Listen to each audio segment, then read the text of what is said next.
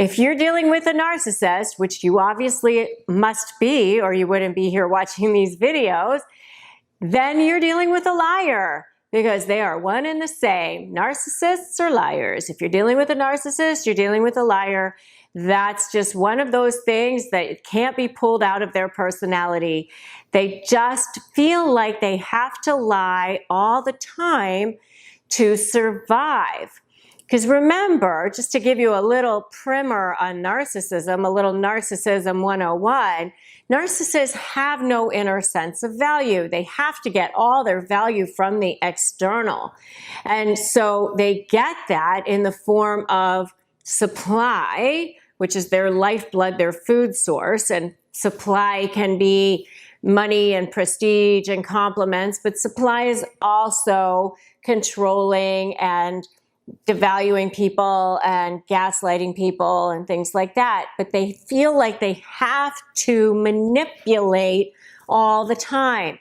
They're master manipulators, but the reason why they're master manipulators is because something happened with them when they were children and they were traumatized in some way, and they drew this conclusion that in order for them to survive in the world, they have to manipulate the world. They just don't believe that they can just get something by just asking for it, by just being normal, by just being reasonable the way the rest of the world acts. So they feel like they have to grasp onto whatever they can to in the world, and they feel like they have to manipulate that. And so a big part of that is lying. And they'll lie about all sorts of things, which is the kind of crazy thing, because they'll even lie about things that are readily verifiable, that down the road it's going to be pretty obvious that they've lied.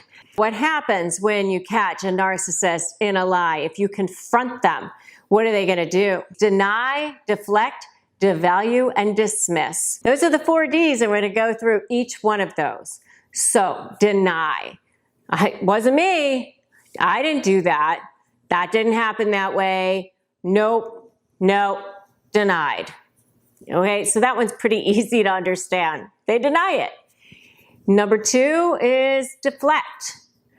Oh, it was you, or it was this person, or it was some other reason that it happened that way. It was because this happened. It was because I couldn't get there on time. It was because this person dropped the ball. It was because whatever. They're deflecting it onto someone else. It wasn't their responsibility. Somebody else had the problem, or someone or something else was the problem. Number 3 is devalue. Now it's your fault. You were the problem. You're the one.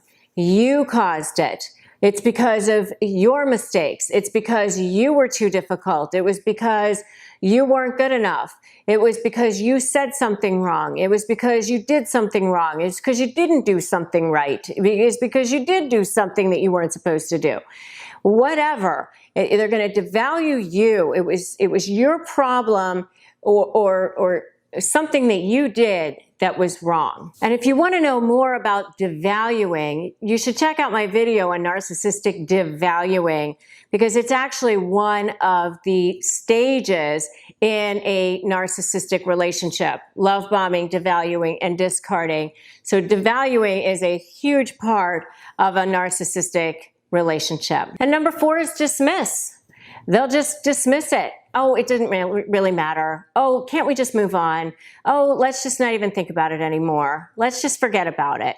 So it's just like swept under the rug. It's just dismissed. So even if it was something super hurtful to you, your feelings aren't going to be acknowledged. They're not going to apologize to you. They're just going to say, oh, too bad, and keep going. They have so little sense of self that any amount of taking responsibility for their actions to them is almost like dying inside. It's like survival. So you're not going to see them take responsibility for those lies. They're just going to figure out some way that it's not going to get pinned onto them.